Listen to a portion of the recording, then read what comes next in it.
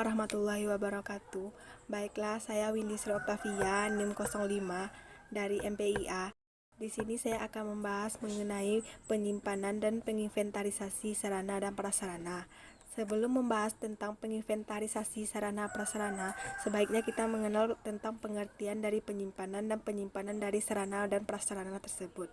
Penyimpanan adalah kegiatan yang dilakukan untuk menampung hasil pengadaan atau tempat yang disediakan untuk menampung sarana dan prasarana di sekolah ataupun di tempat tersebut.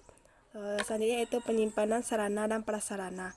Penyimpanan sarana dan prasarana adalah kegiatan penyimpanan suatu barang baik berupa perabot, alat tulis, kursi, meja, surat menyurat ataupun yang dibutuhkan sekolah tersebut, baik yang baru maupun yang telah rusak.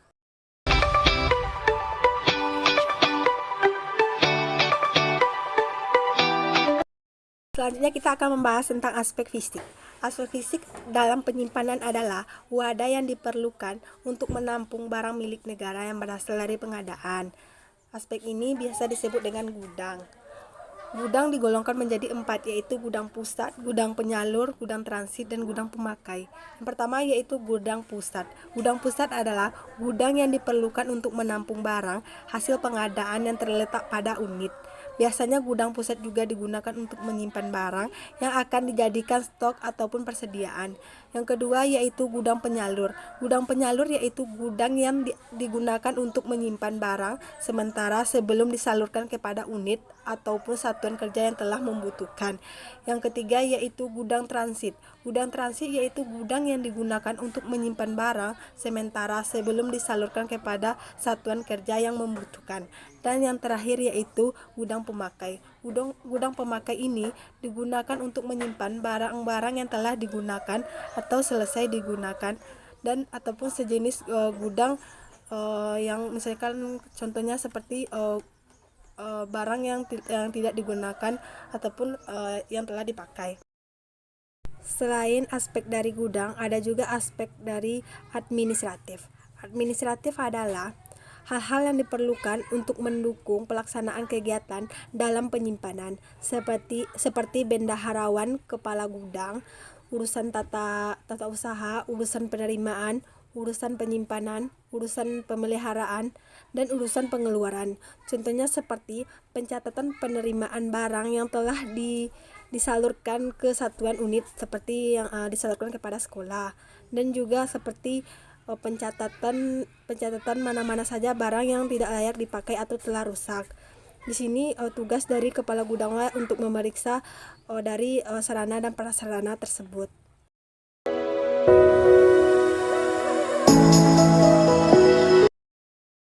Prosedur dan tata cara dalam penerimaan barang. Yang pertama yaitu penerimaan. Hal-hal yang dilakukan dalam penerimaan barang ialah menerima pemberitahuan pengiriman barang dari pihak yang menerima barang, mempersiapkan segala sesuatu yang diperlukan dalam menerima dan memeriksa barang. Yang selanjutnya yaitu memeriksa barang yang diterima secara fisik maupun kelengkapan secara administratif seperti surat kepemilikan dan membuat berita acara dalam penerimaan dan hasil pemeriksaan barang. Penyimpanan barang dan kegiatan yang dilakukan dalam hal ini adalah meneliti barang yang telah disimpan. Yang kedua adalah menyiapkan barang-barang tersebut berdasarkan pengelompokan tertentu ataupun harga. Yang selanjutnya itu mencatat barang tersebut ke dalam buku penerimaan, kartu barang, dan serta kartu stok. Yang selanjutnya itu membuat dena lokasi barang-barang yang telah disimpan agar dapat dikeluarkan secara tepat. Dan yang terakhir yaitu mengeluarkan barang yang dilakukan berdasarkan surat pemerintah mengeluarkan barang tersebut.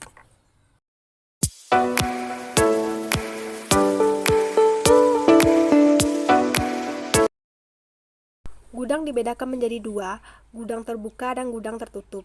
Gudang terbuka yaitu gudang yang tidak berdinding dan tidak beratap, tetapi berlantai dan harus dikeraskan sesuai dengan berat barang-barang yang disimpan. Sedangkan gudang tertutup yaitu gudang yang beratap, berdinding dan juga konstruksinya sesuai dengan fungsi gudang itu.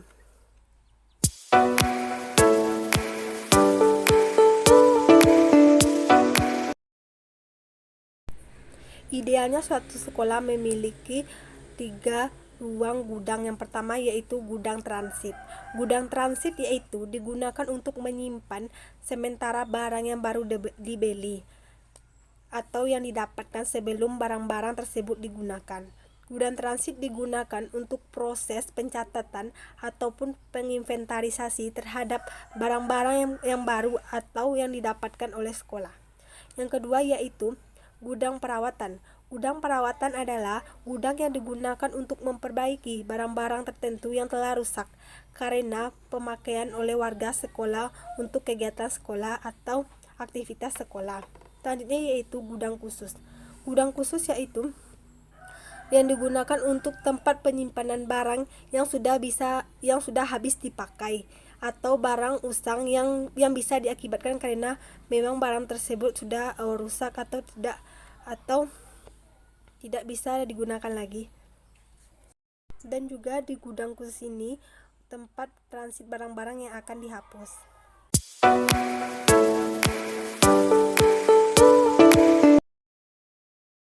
Cara menyimpan barang yang baik dan benar. Yang pertama yaitu barang yang sudah diterima dicatat di gudang, diatur, dirawat, dan dijaga secara tertib, rapi, dan aman. Yang selanjutnya yaitu dibuat daftar nama tempat barang penyimpanan agar mudah ditemukan. Selanjutnya yaitu barang yang mudah rusak dimasukkan ke dalam pelindung atau lemari. Selanjutnya yaitu barang yang kecil seperti barang alat tulis kantor atau ATK disimpan dalam sebuah wadah yang mudah dijangkau dan ditentukan. Selanjutnya yaitu barang-barang yang besar ditempatkan dengan aman dan nyaman. Serta barang elektronik baik yang disimpan di ruangan yang lebih aman seperti besi teralis. Selanjutnya yaitu barang yang dibuat dari kertas diusahakan dijauhkan dari tempat basah, lembab, dan berair. Selanjutnya yaitu barang yang disimpan dalam lemari sebaiknya sering dibuka untuk menghindari penjamuran bila lembab. Selanjutnya, semua alat dan perlengkapan harus disimpan di tempat bebas dari faktor perusak seperti panas, lembab, dan lapuk. Selanjutnya yaitu mudah ditemukan bila sewaktu diperlukan. Dan semua penyimpanan harus diadministrasikan menurut ketentuan bahwa persediaan lama harus lebih dahulu digunakan, serta harus diadakan inventarisasi secara berskala.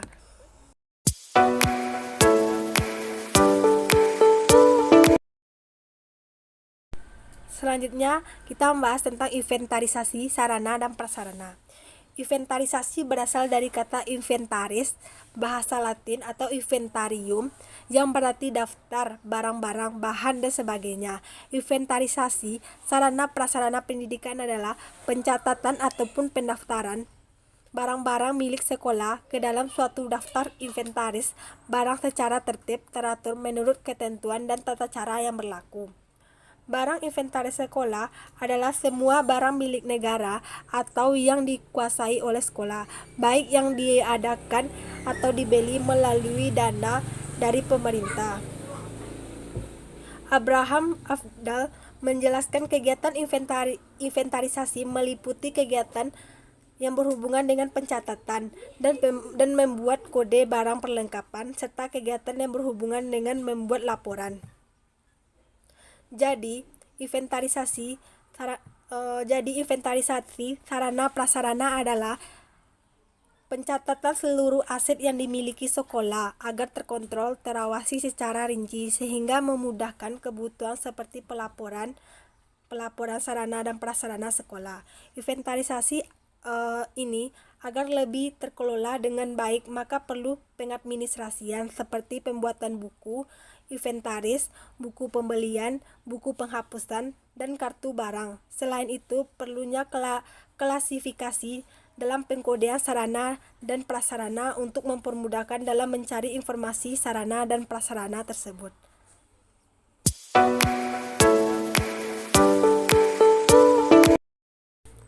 Tujuan dari penginventarisasian sarana dan prasarana. Yang pertama yaitu untuk menjaga dan menciptakan tertib administrasi sarana dan prasarana yang dimiliki oleh suatu sekolah.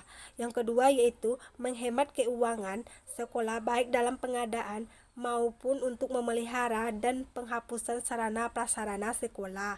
Yang ketiga yaitu sebagai pedoman untuk menghitung kekayaan suatu sekolah dalam bentuk material yang dinilai dengan uang.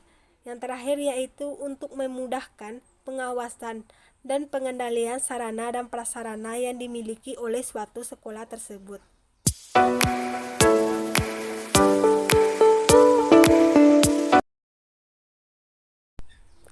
Manfaat dari inventarisasi sarana dan prasarana. Yang pertama yaitu menyediakan data dan informasi dalam rangka menentukan kebutuhan dan menyusun rencana kebutuhan barang. Yang selanjutnya yaitu memberikan data dan informasi untuk dijadikan sebagai bahan ataupun pedoman dalam mengarahkan pengadaan barang tersebut. Yang selanjutnya yaitu memberikan data dan informasi untuk dijadikan bahan atau pedoman dalam menyalurkan barang tersebut. Yang terakhir yaitu memberikan data dan informasi dalam rangka mempermudahkan pengawasan serta mengendalikan barang.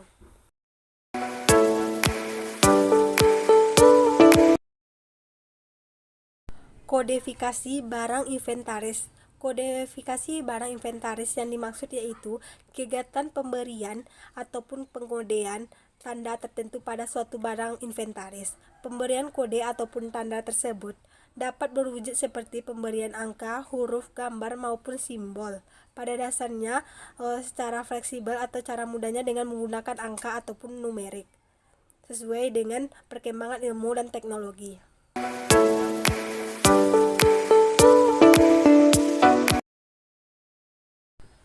Tujuan melakukan pengkodean barang inventaris. Tujuan dari melakukan kodifikasi terhadap barang inventaris adalah untuk mempermudahkan mengenali jenis barang tertentu, untuk melakukan penyeragaman penyusunan barang pada daftar laporan inventaris.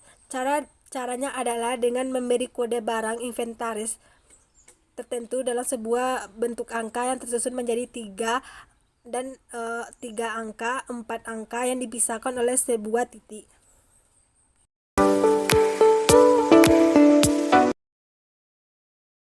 Pengadministrasian barang inventaris. Pelaksanaan kegiatan pengadministrasian barang inventaris dilakukan dalam buku induk barang inventaris, buku golongan barang inventaris, buku pencatatan barang non-inventaris, daftar laporan tribulan, mutasi barang inventaris, serta daftar rekap barang inventaris. Yang kita bahas pertama yaitu barang buku induk inventaris. Adalah buku tempat pencatatan semua barang inventaris milik negara dan lingkungan sekolah menurut urutan tanggal penerimaannya. Yang kedua yaitu buku golongan barang inventaris. Adalah buku pembantu tempat mencatat barang inventaris menurut golongan barang yang telah ditentukan. Yang ketiga yaitu buku catatan non-inventaris. Adalah buku tempat semua barang habis dipakai seperti kapur, pensil, penghapus, papan tulis, kertas, tinta, dan sejenisnya. Yang selanjutnya yaitu daftar laporan tribulan.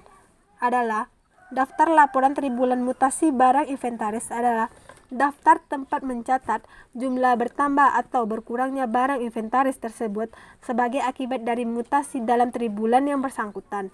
Daftar ini menurut jenis barang pada masing-masing golongan inventaris. Selanjutnya yaitu membuat daftar isian inventaris. Membuat daftaran isian inventaris yaitu tempat mencatat semua barang inventaris menurut golongan barang tersebut.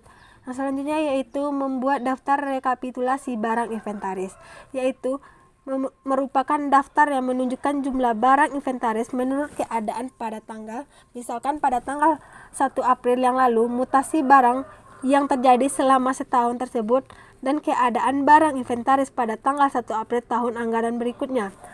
Untuk isian inventaris dan daftar rekapitulasi sekolah, wajib membuat pengisian 2 rangkap untuk disampaikan satu set atau asli kepada unit kerja yang membawahinya pada satu set atau tebusan arsip sendiri. Selanjutnya, contoh-contoh dari buku dan daftar yang disebutkan pada semua tadi dapat dilihat pada Permen nomor 20 tahun 2007.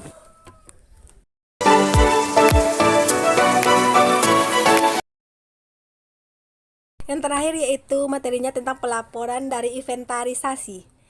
Pelaporan dari inventarisasi adalah memiliki beberapa ketentuan tentang pelaporan penginventarisasian sarana dan prasarana pendidikan. Yang pertama yaitu tiap sekolah ataupun unit pelaksanaan teknis wajib membuat daftar laporan tribulan mutasi barang inventaris 2 rangkap untuk disampaikan 1 rangkap atau yang aslinya kepada Dinas Pendidikan kabupaten ataupun kota setempat, 1 set untuk arsip sendiri.